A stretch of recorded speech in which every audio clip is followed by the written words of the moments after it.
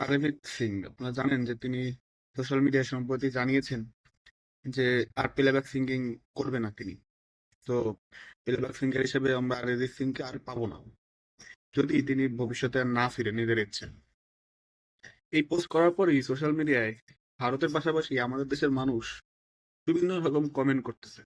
যেহেতু আমরা একই কালচার, মানে সেম টু সেমই প্রায়, সেহেতু আমাদের যে থিঙ্কিং প্রসেস বা চিন্তা ভাবনা সবই প্রায় একই। তো একই ধরনের কমেন্টই দেখি, কিছু কিছু কমেন্টে দেখলাম কেউ বলতেছে যে তিনি হয়তো কোনো নতুন দল করবে, কোনো নতুন পার্টি করবে, এবং তিনি কোনো পলিটিক্যাল নেতা হবে বা কোনো প্রদেশের ভারতের মুখ্যমন্ত্রী হবে। যার এখন ফিউচার ডিজায়ার।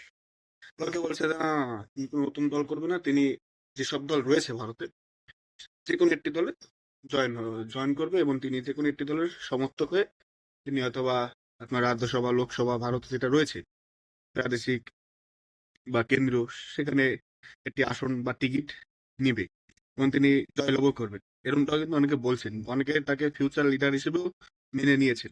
অরিজিৎ সিং এ সম্পর্কে জানে কিনা আমার মনে হয় না যে তিনি জানে। আবার কিছু লোক আছে তারা বলতেছে যে না, এসব কিছু করবে না, তিনি হয়তো বা কোনো হোটেল দিবে, কোনো রেস্টুরেন্ট দিবে, হয়তো বা কোনো বিজনেসে জয়েন করবে, মানে যে যার ইচ্ছা। কেউ বলতেছে যে না, দেশ ছেড়ে চলে যাবে, এই দেশে থাকবে না।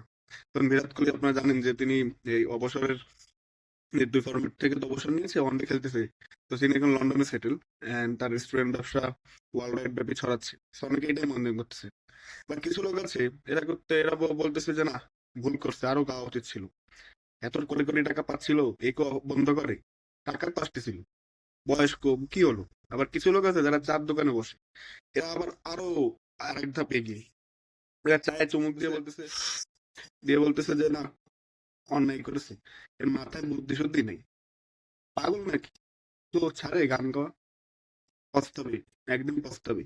আমার মনে হচ্ছে কি যে আরএসএস সিং যে এতদিন আপনার প্লেব্যাক সিঙ্গিং করতো, তা সে এদের যে চা খাওয়ার বিল সেটা মনে হয় আরএসএস সিং দিত। মানে এতটা কষ্ট।